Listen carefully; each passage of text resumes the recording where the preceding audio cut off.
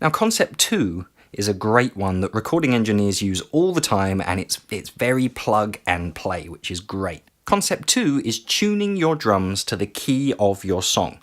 All right, tuning your drums to the key of your song. Tuning to the key of your song has been a surefire tuning method for a long, long time now. Often this technique can make a big difference to how your drums cut through the mix, as well as how they mesh with the mix as well. So for example, if your song is in the key of C, you'd want to tune your kit also to the key of C. Your snare might be on a C or an E, your toms in key as well, your kick, even a synth kick as well, could be driving home that tonic note, that C. This can have a really fast effect on your mix, and it's such a simple idea, and as I said, it's very plug and play. So how do we do this? How are we going to tune the drums in our virtual world? How are we going to tune these drums into the key of our song in the virtual world? Let's have a look.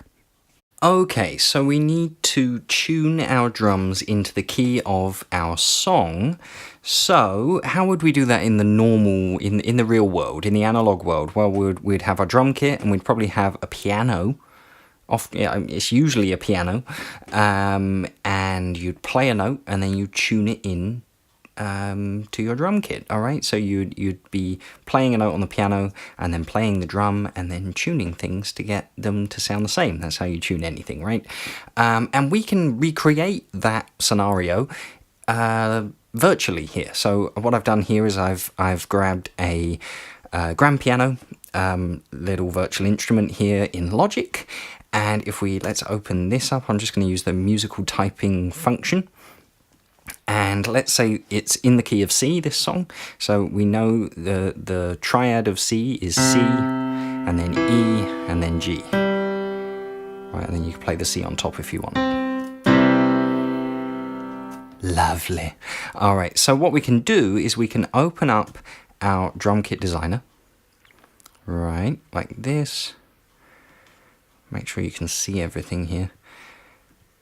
All right, and then we can play the chord and tune our drums to fit in with that chord. So I've already had a play around here. Let's have a look at the snare drum here. If I play the chord, make sure we're selecting the right one. There we go. You can hear that snare drum is playing the G.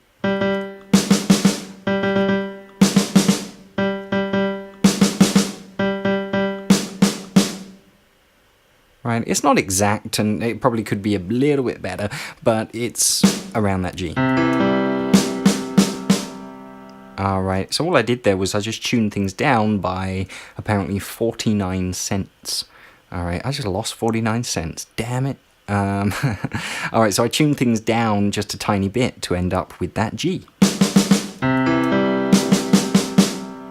Nice. Alright, now let's look at the toms.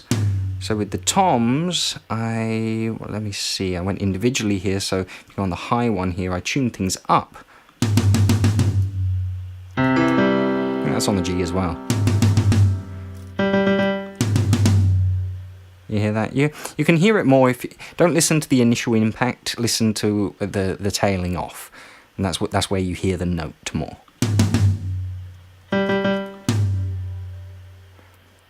Maybe be a nism higher, maybe. Yeah. Nice. Let's go to the middle. The middle, I left it where it was. I think that's an E. Again, could be a tiny bit sharper. Take it up a little bit. Alright. And then the low tom, which I tuned up a little bit to be the C. Alright, and it's not exact, but the idea is you're somewhere in the ballpark to make sure that your drums just kind of fit into the key of your song. So again, let's listen to all these toms. We've got the key of C, low. You can really hear that when you do all three. This is the C. Then we got the E. It sounds more like a D actually. Let's turn that up a little bit. Just a nism.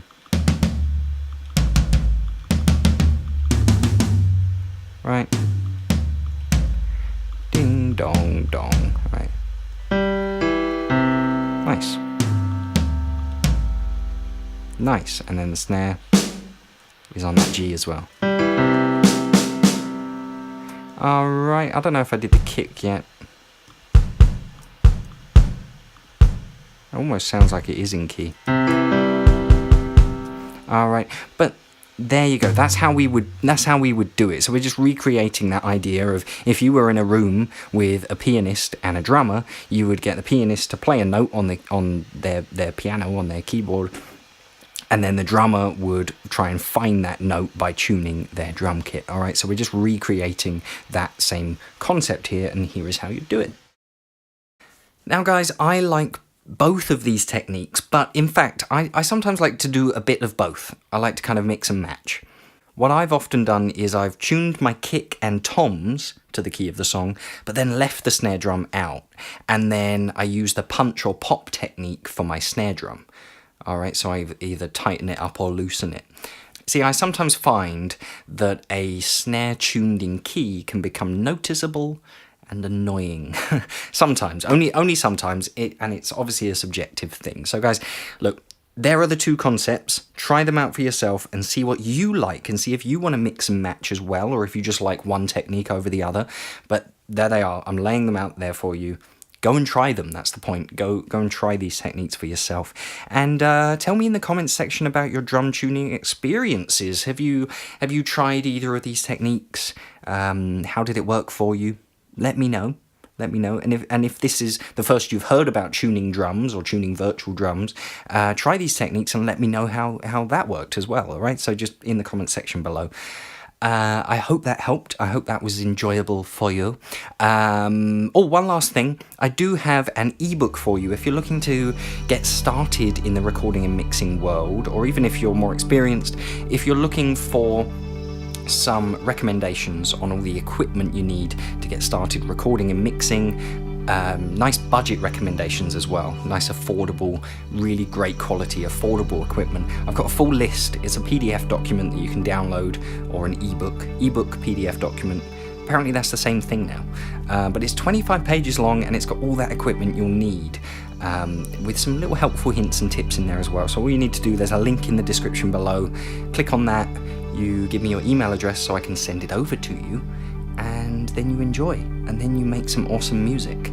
And you can also send that music over to me, because I'd love to hear it. I'd love to know what my students are making and working on, and that's awesome. So if you want to send me a clip of your song or what the arrangement you're working on at the moment, send it over to audiotutorcontact@gmail.com, and I'd love to have a listen. And maybe I could give you a little critique or something. Alright guys, well I hope you enjoyed that little learning experience about drums and tuning your virtual drums. And yeah, until the next video, my name's Tim from Audio Tutor. Ciao.